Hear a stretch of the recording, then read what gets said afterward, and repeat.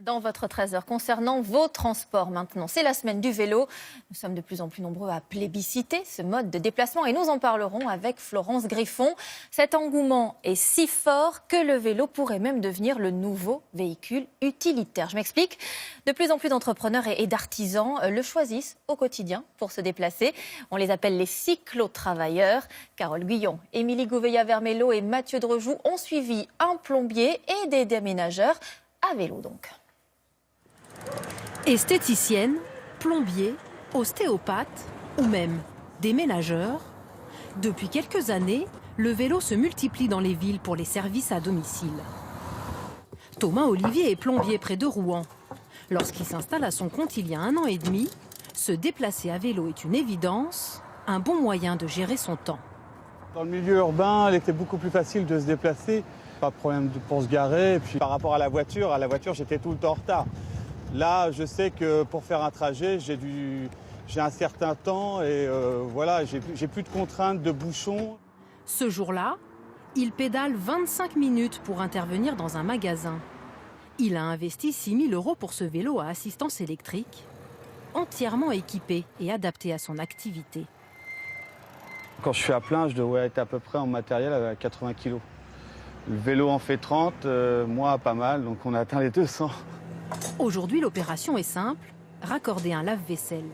Mais les chantiers peuvent être bien plus importants et selon lui, le vélo n'est pas un frein. C'est pas parce qu'on est en vélo qu'on peut pas faire une salle de bain entière ou juste une petite intervention à un débouchage ou changer une robinetterie. C'est juste l'organisation qui change en fait. En plus du coût de la matière première et du tarif de l'intervention à 45 € de l'heure, S'il y a un souci, n'hésitez pas à me rappeler, je passerai pour... Thomas Olivier facture à son client 1 € par minute pédalée, soit 25 € de frais de déplacement. Je trouve ça tout à fait normal, hein. Il n'y a pas de frais d'essence, d'accord, mais il y a un temps qui est passé par l'artisan. Et en dehors de ça, il est sur un tarif tout à fait cohérent. Ce plombier intervient dans un rayon de 10 km autour de Rouen. Des déplacements limités dans la distance, mais pas dans la capacité de transport. Une planche à roulettes, une bouteille d'eau, très important. C'est le pari qu'a fait Olivier Giraud à Rennes. Là, on part à 3 remorques, 3 vélos, 3 cyclistes. Livreur, mais aussi déménageur, pour lui proposer ce service est avant tout un geste militant. L'intérêt, c'est pour nous plus de faire la démonstration de la capacité de transport du vélo. Avec un simple vélo, on peut faire quand même beaucoup de choses. Et que la voiture a de moins en moins de place, en tout cas dans nos villes. Ce caisson peut supporter jusqu'à 150 kg, 300 kg pour les plateformes.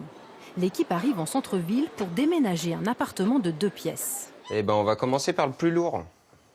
Machine à laver et frigo. En 1h30, tous les meubles seront chargés sous les yeux des passants amusés. Ça m'impressionne un peu. Faut être musclé, hein. Notre prochain déménagement, ça va être un petit peu... Poitiers-Rennes, ça va faire loin quand même, vélo. Car le service est uniquement proposé sur de courtes distances. Héloïse de Cercé a vu plusieurs avantages à cette formule. Nous, on a choisi ça parce qu'en fait, c'était plus pratique quand on déménageait dans le centre-ville, dans une rue piétonne en plus, donc c'était plus facile d'accès en fait. Voilà, et en plus, économiquement, c'était plus intéressant parce qu'en fait, ça nous coûte 300 € le déménagement, donc par rapport à un camion, c'était moins cher. À Rennes, ils assurent 80 déménagements par an. Le concept a déjà fait des émules à Caen, Rouen et Grenoble. Et alors que ce soit pour travailler ou bien pour les loisirs, les Français et le vélo, c'est une longue histoire. Florence Griffon, on en est où aujourd'hui ? Eh bien, les Français pratiquent le vélo à 59%. C'est l'activité physique la plus pratiquée devant la randonnée. En revanche, seulement 2% des actifs enfourchent un vélo pour aller travailler, alors qu'ils sont 70% à prendre leur voiture. Et pourtant, le vélo est une activité très bonne pour la santé. Elle protège le cœur, mais aussi les cartilages. Et donc, elle prévient l'arthrose. Ces dernières années, on a vu apparaître les fameux vélos à assistance électrique. On les a vus dans notre reportage aussi. Il y en a vraiment de plus en plus ? Alors oui, plus 30% de vélos électriques vendus entre 2011 et 2017. L'année dernière, 255 000 vélos à assistance électrique ont été vendus. À titre de comparaison, en Allemagne, il s'en est vendu 720 000 on peut donc encore mieux faire. Oui, mais il faut dire que ça reste cher. Oui, c'est vrai. 1 300 € en moyenne. Alors l'État a depuis le début de l'année durci les conditions d'attribution de la prime pour en acheter un. Elle est toujours de 200 €, mais pour pouvoir en bénéficier, il ne faut pas être imposable sur le revenu. Heureusement, il existe d'autres aides des collectivités locales, notamment des municipalités qui peuvent monter jusqu'à 400 €. Ça vaut le coup de se renseigner. Évidemment. Merci beaucoup, Florence.